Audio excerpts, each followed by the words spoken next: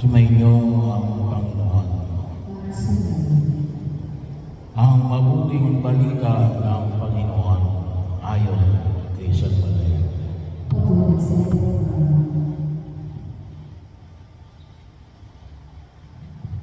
Noong panahon yan, dumating si Jesus sa lupain ng Cesarea ng Pilipos.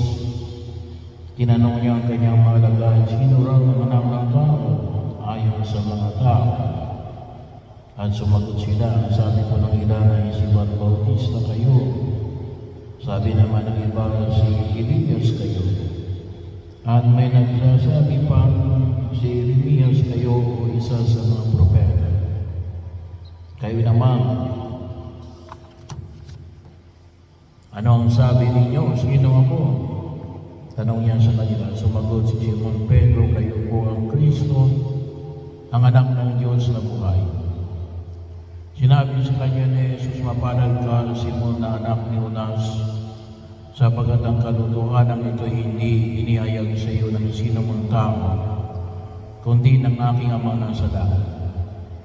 At sinasabi ko naman sa iyo, ikaw ay Pedro, at sa ibabaw ng batong ito ay tatayo ko ang aking simbahan, at hindi makapananaig sa kanya kahit ang kapangyarihan ng kamatayan.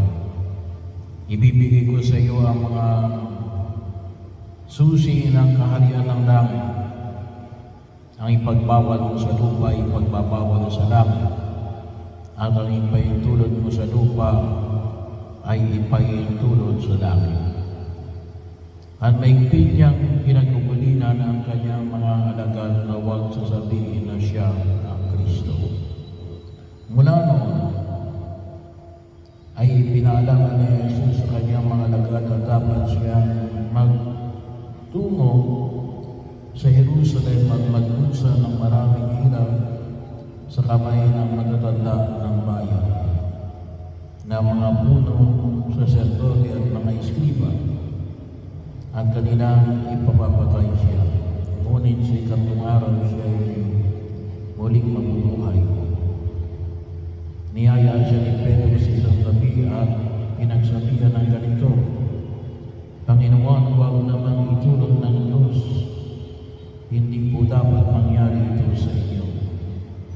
Ngunit inarap siya na Jesus at sinabihan, lumayo ka sa dalas at dangka sa aking landas. Ang iniisip mo hindi sa Diyos, kundi sa tao. Ang mabuting balita ng Panginoon.